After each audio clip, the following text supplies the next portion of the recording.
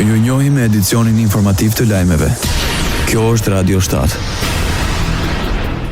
Kryeministri Stella Mickovski pranoi se ligji për përfaqësim të drejtë administratot miratohet nga qeveria deri në datën 24 qershor. Në intervistë televizive, shefi i qeverisë në Republikën e Maqedonisë së Veriut pranoi se pas miratimit nga Këshilli i Ministrave ligji do të dërgohet në Komisionin e Venecias. Pas kësaj do të pasojë miratimi i tij nga Parlamenti.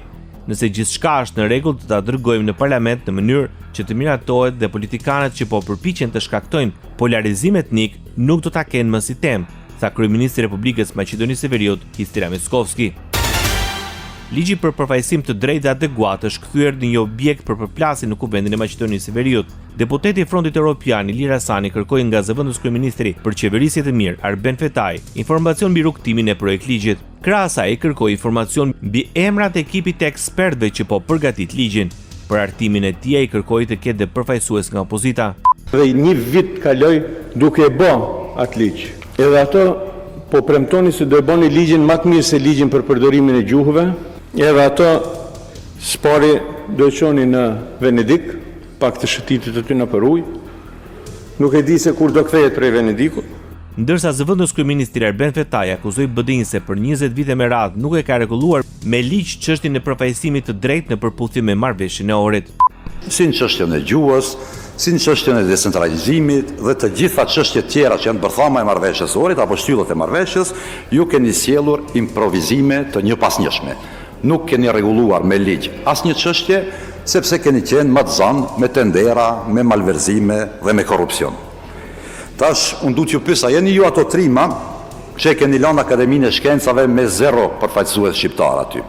Tha Arben Fetaj, zëvendës kryeministri i Maqedonisë së Veriut. Rajoni. Jakub Krasniqit, Kadri Veseli dhe Recep Selimit ju refuzua kërkesa me liri me kusht të përkohshëm duke ju vazhduar paraburgimi. Hashim Thaçi nuk ka parashtruar një kërkesë të tillë. Sikurse për Krasniqin dhe për Veselin dhe Selimin thuhet se ekziston rreziku të pengojnë procedurat dhe të kryejnë veprime penale ndaj atyre që perceptohen si kundërshtar të UÇK-s. Trupi gjykues thotë se nuk është i bindur se masat e propozuara nga policia e Kosovës mund të zbusin rreziqet përkatëse që dalin nga lirimi i përkohshëm. Arrestojnë në Kosovë 4 zyrtarë të Ministrisë së Infrastrukturës për licencimin e autoshkollave. Dyshohet për keqpërdorim të detyrës. Mësohet se arrestimi i tyre ndërlidhet me çështjen e licencimit të shkollave. Gjatë një operacioni policor në Prishtinë, Gjilan dhe Gjakov, policia më 29 maj arrestoi 11 të dyshuar për keqpërdorime me patent shofer. Radio 7, zëri pozitiv i qytetit. Gjykata kushtetuese në Shqipëri pretendon për përpjekje për ndjekim nga qeveria në vendimmarrje pas paralajmërimeve të kryeministrit Edi Rama.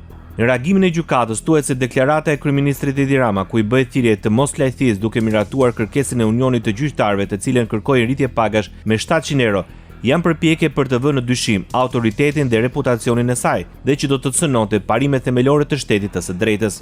Gjykata kushtetuese siguron publikun dhe palët në proces se ajo është e pavarur në ushtrimin e funksionit të saj kushtetues dhe nuk ndikohet prej tyre në veprimtarinë ose vendimarrjen e saj. Një ditë më parë, kryeministri Edi Rama e cilësoi kërkesën e Unionit të Gjyqtarëve të depozituar në gjykatë kushtetuese për rritje pagash si skandaloze. Kundërshtimi për rritje të pagave të gjyqtarëve ka bërë bashkë kryeministrin Edi Rama dhe kryetarin e Partisë Demokratike. Në një konferencë përshtyp, Sali Berisha deklaroi se gjyqtarët dhe prokurorët në Shqipëri kanë ndër pagat më të larta në rajon, duke shtuar se në disa raste ato janë të barazvlefshme me ato të vendeve të Bashkimit Evropian. E kam theksoj, prokurorët dhe gjykatës në Shqipëri, po prokurorët paguhen më shumë se çdo gjykas dhe prokuror në të gjithë gatishullit e Ballkanit dhe baras me disa vende të Europës. Nuk ka gjë më absurde dhe kjo vetëm sa u ka rritur oreksi. Por sot ju garantoj se rishfeti ka marrë për masat më gjigande në tërë historinë e këtij shteti. Ndërsa nuk munguan dhe akuzat ndaj prokurorëve me në krye Altin Dumanin. Ndoqët lajmet shkurt në Radio 7, zëri pozitiv i qytetit.